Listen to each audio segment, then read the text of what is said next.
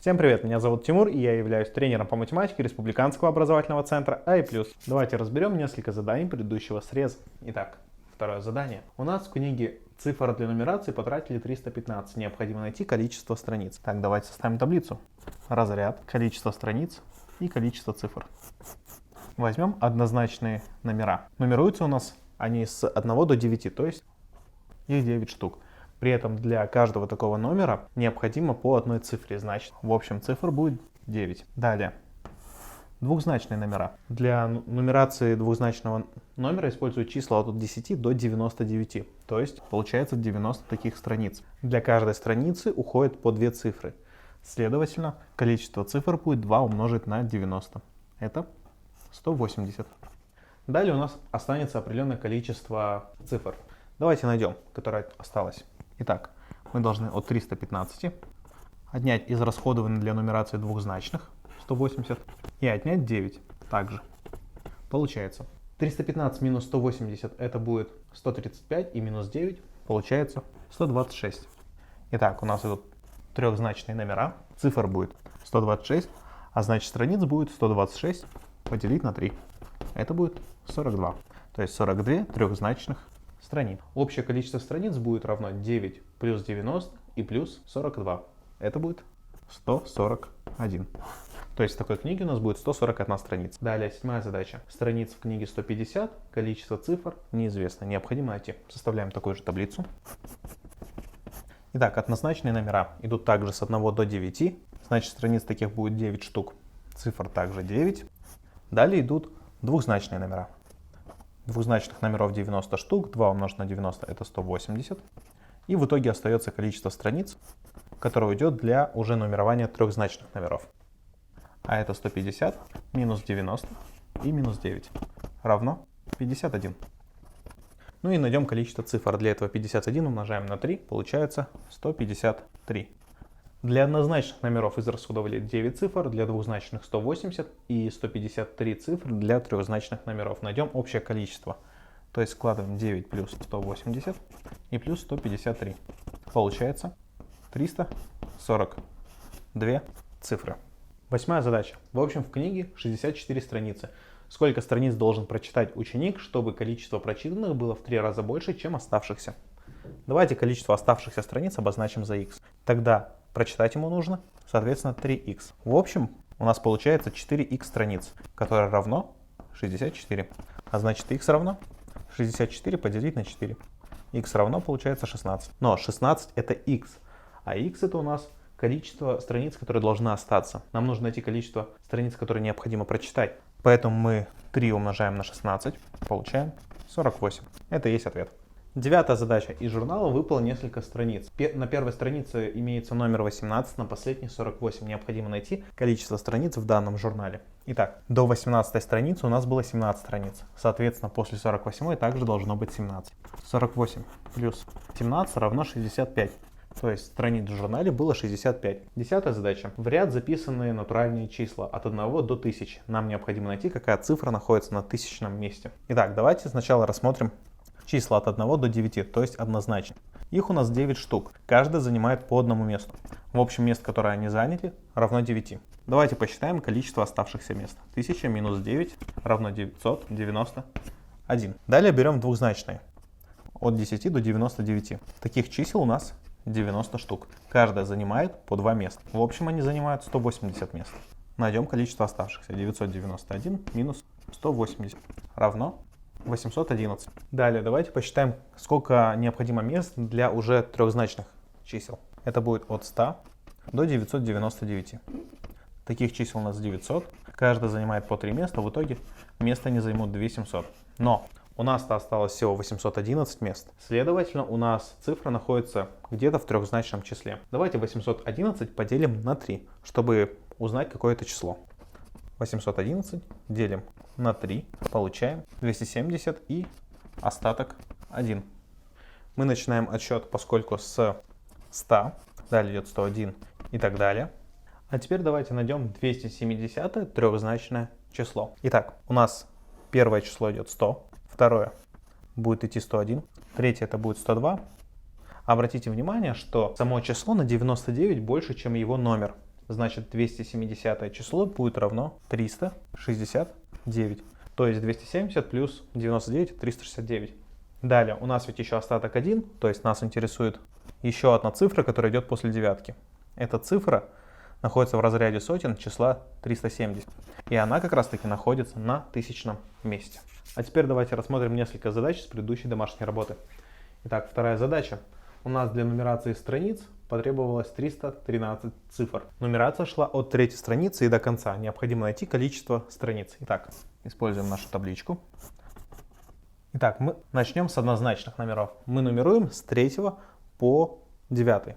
Это у нас 7 страниц таких будет. Цифр, соответственно, также будет 7. Далее идет нумерация двухзначных номеров. Страниц таких у нас будет 90 и, соответственно, цифр 180. Давайте посчитаем, сколько цифр осталось. Для этого от 313 отнимаем 180 и отнимаем 7. 313 минус 180 это будет 133 и минус 7 это будет 126. Далее идет трехзначные номера.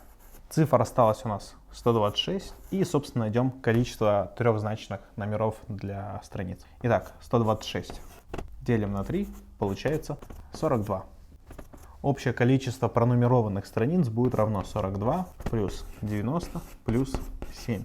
42 плюс 90 это будет 132 и плюс 7 будет 139. Но это только пронумерованные страницы. Не забываем, что мы первую и вторую не пронумеровали, но они все еще есть. Тогда к 139 добавляем еще 2 страницы и получается 141 страница в книге. 12 задача. Натуральные числа от 1 до 1000 записаны в ряд. Необходимо найти, какая цифра находится на 830 месте. Итак, давайте сначала избавимся от однозначных чисел. Их у нас в общем 9 штук, каждая занимает по одному месту, в итоге занимают вместе 9 мест. 830 минус 9 получается 821. Количество мест осталось. Итак, далее идут у нас двухзначные номера, точнее числа, от 10 до 99. У нас таких 90 чисел, каждый занимает по 2 места. Умножаем на 2, получается 180. Теперь отнимем 180. 821 минус 180 получается 641. Получается, осталось 641 место. Для трехзначных номеров нам нужно будет 2700 мест, а это меньше, значит, получается, что наша цифра находится где-то в трехзначных числах. Давайте найдем какие-то числа. Точнее, какое это трехзначное число по порядку. Для этого мы 641 делим на 3. Получаем 213 и остаток у нас будет равен 2. То есть у нас идет 213 целых трехзначных чисел и потом еще вторая цифра после 213 числа. Отсчет мы начинаем от сотни. Потом идет 101, 102 и так далее. 100 у нас первое, 101 у нас второе, 102 у нас третье.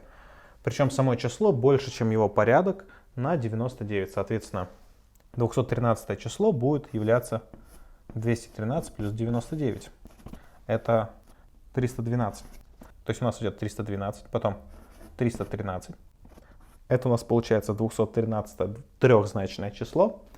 И поскольку у нас остаток был равен 2, берем после него вторую цифру. Вторая цифра это у нас будет единица. Следовательно, на 830 месте находится единица. И 14 задача. У нас есть книга, для нумерации потребовались все двухзначные, однозначные и трехзначные числа. Нам необходимо найти, какое количество цифр необходимо для нумерации всей книги. Итак, однозначных у нас номеров будет 9, двухзначных у нас 90 и трехзначных у нас 900. 1 умножаем на 9, это будет 9, 2 на 90 это будет 180 и 3 умножаем на 900 будет 2700. А теперь складываем. Общее количество страниц в итоге получается 2889. Тема данного урока – этажные дробные уравнения. Давайте для начала разберемся с многоэтажной дробью. Это вот такая вот дробь. Обратите внимание, что у нее в знаменателе есть своя дробь, в знаменателе которой есть еще одна дробь. Давайте найдем значение выражения данной дроби. Итак, 4 минус 1 это будет 3. 6 делить на 3 у нас получается 2. Далее 3 плюс 2 это будет 5. 15 делить на 5 получаем 3. И последний штрих. Получается 5 прибавляем 3, получается 8. Ну и в итоге получается 100 делить на 8. Сократим по 4, получается 25 вторых, или же 12,5. Давайте перейдем непосредственно к решению уравнения. Итак, у нас есть такое вот уравнение. X у нас в самом низу находится. По идее, нужно решать общий знаменатель, и так далее, так далее, так далее. Потом сделать все коротко, которое равно 30, и найти x. Ну, обычно мы так решали. Но в этот раз давайте решим немного по-другому. Найдем, а чему равен вот этот вот весь знаменатель. Давайте обозначим его, допустим, кружочком. Итак, 120 делить на кружок равно 30. Следовательно, данный кружок будет равен 120 поделить на 30. Он равен 4. То есть получается, что вся вот эта конструкция равна 4. Далее давайте посчитаем, а чему должна равняться вот эта вот дробь. Мы от 15 отнимаем данную дробь и получаем 4.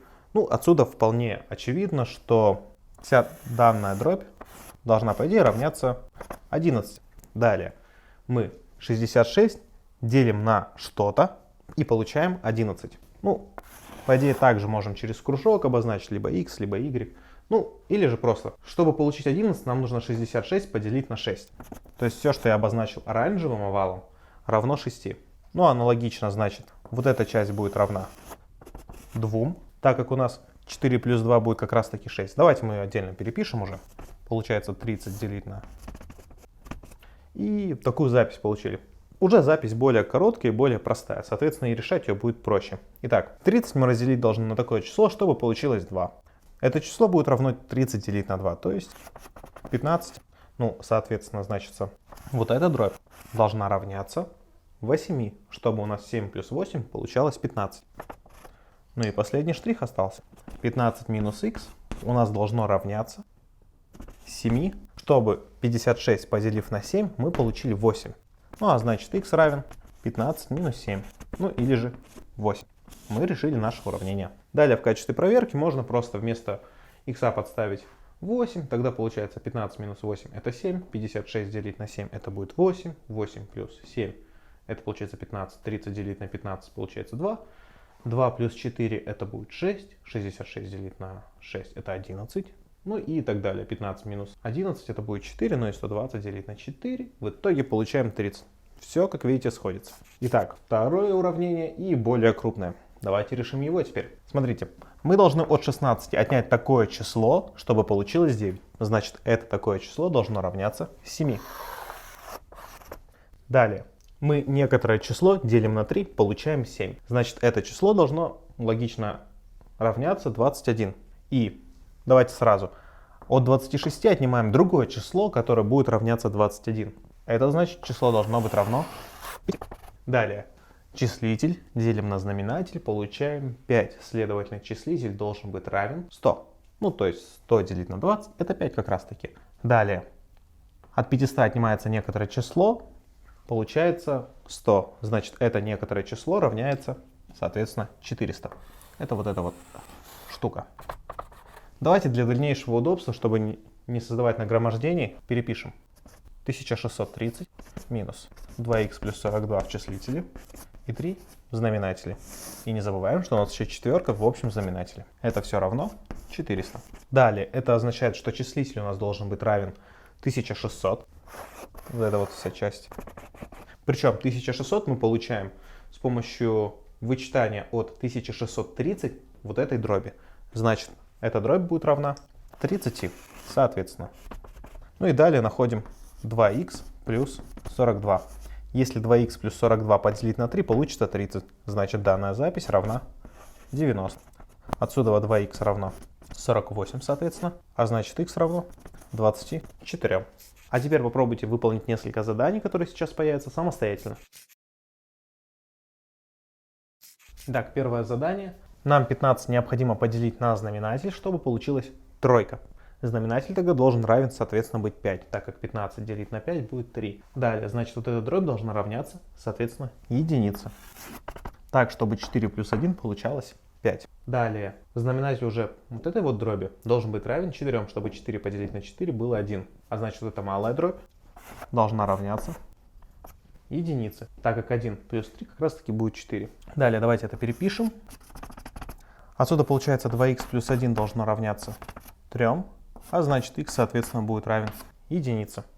Мы решили уравнение. Второе. Данная дробь должна равняться единице, так как 1 плюс 1 будет как раз таки 2. Далее, числитель этой дроби должен быть равен 2, чтобы у нас 2 делить на 2 получалась единица.